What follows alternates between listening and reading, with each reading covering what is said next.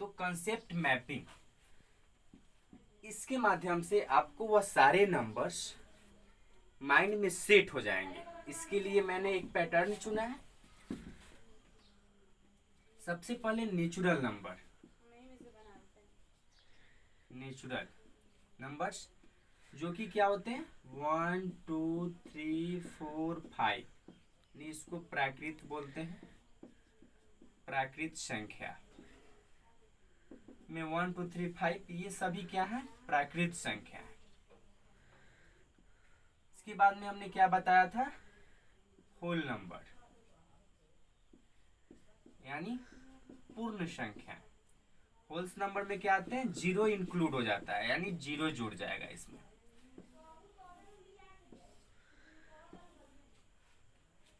इसके बाद में क्या आते हैं, इंटीजर्स यानी पूर्णांक संख्या। इसमें आपका क्या हो जाएगा कि -5 -4 -3 -2, इधर भी और बढ़ सकता है, -1 0 1 2 3 4, इधर भी और बढ़ सकता है। ये क्या हुआ, पूर्णांक संख्या। इसके बाद में आता है रेशनल नंबर। रेशनल नंबर्स यानी परिमेय संख्या। ये क्या होता है, -3/2 -3 0 22/7 0.35 0.777, ये सब क्या होगा, परिमेय संख्या। इस खंड बनाने के माध्यम से आपको यह पता चलेगा, जैसे कि ऑब्जेक्टिव क्वेश्चन में बार बार बिहार बोर्ड में पूछे जाते हैं कि क्या सभी पूर्ण संख्याएं प्राकृत संख्या हो सकते हैं, तो उसका जवाब हमें क्या देना होगा, क्या सभी पूर्ण संख्याएं प्राकृत संख्याएं होते हैं, तो नहीं, सभी पूर्ण संख्याएं प्राकृत संख्याएं नहीं होते हैं, क्योंकि पूर्ण संख्याएं का एरिया जो है वह बड़ा है, प्राकृत संख्या उसके अंदर आते हैं।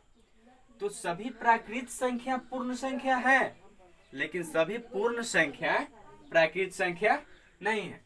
इसके बनाने के माध्यम से हम एक चीज बता सकते हैं कि इस खंड के अंदर जितना है वह क्या है, प्राकृत संख्या, यानी वह पूर्ण संख्या के अंतर्गत आता है, उसमें आता है।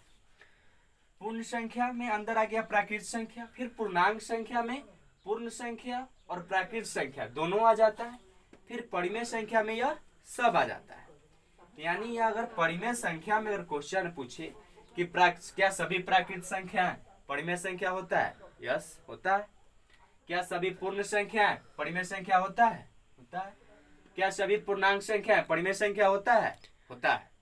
लेकिन वही अगर परिमेय संख्या पूछा जाए कि क्या सभी परिमेय संख्याएं पूर्णांक संख्या होते हैं या पूर्ण संख्या होते हैं या प्राकृत संख्या होते हैं, तो नहीं होते हैं। तो यह एक परिमेय संख्या की समझ लो कि एक फैमिली होगी, और एक अलग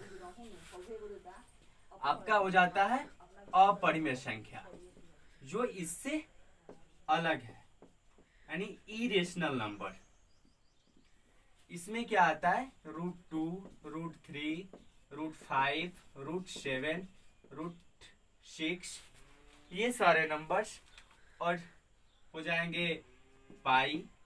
डिसिमल में लिखना चाहते हैं तो 0.1 0 1 00 1 000 1 ऐसे करके लिख सकते हैं, या 2 0.21 2 11 2 111, यानी कुछ ऐसा नंबर्स लिखें जो कि रिपीट नहीं कर रहा है, हमेशा कुछ अलग अलग ही आते जा रहा है, तो वैसे संख्याएं अपरिमेय संख्या कहलाते हैं।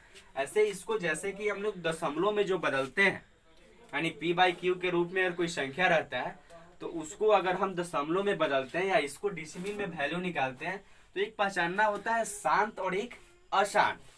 तो यह अशांत अनावर्ती होता है, अशांत अनावर्ती बोलते हैं इसको। वही एक अशांत आवर्ती होता है, जो हमने परिमेय संख्या में लिखा होगा 0.777, ये भी रिपीट कर रहा है, तो ये क्या है, अशांत आवर्ती है। अशांत आवर्ती, तो अशांत आवर्ती में क्या होगा, वह परिमेय संख्या है। अशांत अनावर्ती होगा तो वह क्या होगा, अपरिमेय संख्या होगा। और वही अगर शांत है, शांत आवर्ती, तो वह परिमेय है ही।